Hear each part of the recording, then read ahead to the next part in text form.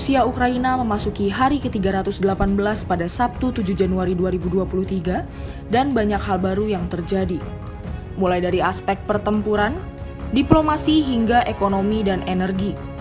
Selain itu, Presiden Rusia Vladimir Putin melalui pesan Natalnya memuji Gereja Ortodoks Rusia karena telah mendukung pasukan Moskwa yang berperang di Ukraina. Di sisi lain, Amerika Serikat juga menyatakan akan memberikan bantuan lagi ke Ukraina. Berikut rangkumannya.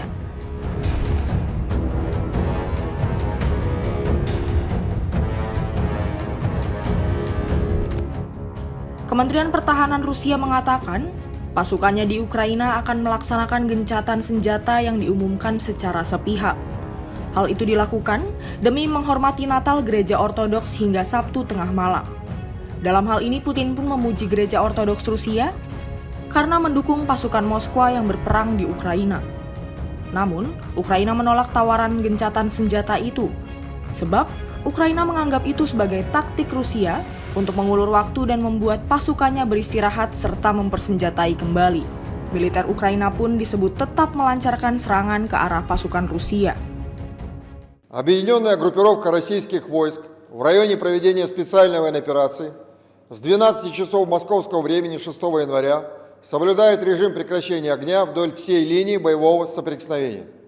Вместе с тем киевским режимом в течение прошедших суток продолжались артиллерийские обстрелы населенных пунктов и российских позиций. На Краснолиманском направлении вооруженными силами Украины произведено 11 минометных обстрелов российских позиций. На Солидарском, Авдеевском и Марьинском направлениях противник 51 раз применил артиллерию по подразделениям российских войск. По жилым кварталам города Донецк украинскими войсками выпущено более 60 снарядов крупного калибра. А по населенному пункту Макеевка Донецкой Народной Республики нанесен удар американскими реактивными снарядами системы залпового огня «Хаймарс». В Запорожской области вооруженные силы Украины открывали артиллерийский огонь 31 раз. На Херсонском и Криворожском направлениях противник произвел 17 артиллерийских обстрелов. Ответным огнем российских войск все позиции вооруженных сил Украины, с которых осуществлялись обстрелы, подавлены.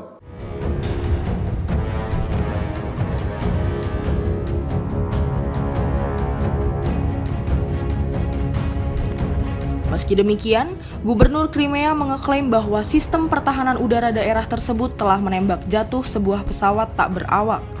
Kedua belah pihak juga dilaporkan saling menembak artileri di garis depan Ukraina pada Jumat 6 Januari 2023. AS akan memberikan bantuan militer senilai lebih dari 3,75 miliar dolar AS atau setara 58,6 triliun rupiah ke Ukraina dan negara-negara yang terkena dampak invasi Rusia. Merespons hal tersebut, Presiden Ukraina Volodymyr Zelensky menyampaikan ucapan terima kasihnya pada AS.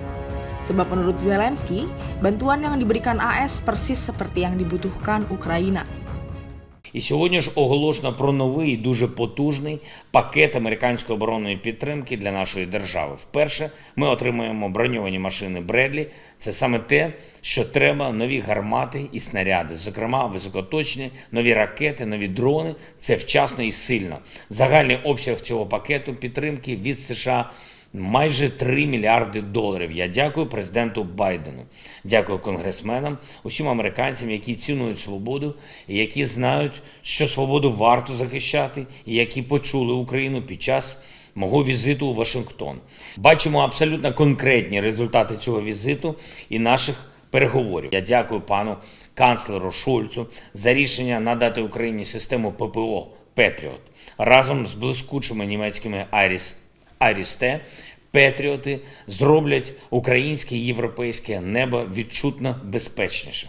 Також сьогодні з паном канцлером ми обговорили інші аспекти нашої оборонної взаємодії, зокрема 40 мардерів та інші речі, які необхідні, щоб зупинити російську агресію.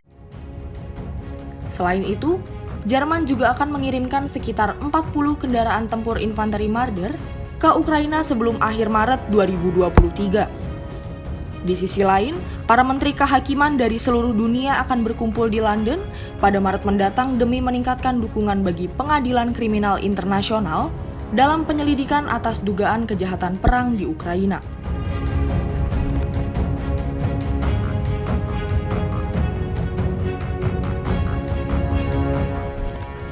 Ukraina akan membutuhkan setidaknya 1,79 miliar dolar AS atau setara 27,9 triliun rupiah untuk memulihkan sektor telekomunikasinya ke tingkat sebelum perang. Operator jaringan listrik Ukraina pun telah mengeluarkan imbauan baru kepada warga sipil untuk menghemat listrik pada Jumat 6 Januari 2023. Sebab, konsumsi energi akan meningkat saat suhu udara menurun. Kondisi inilah yang menimbulkan peringatan baru di jaringan telekomunikasi yang sebelumnya telah dihancurkan oleh serangan udara Rusia.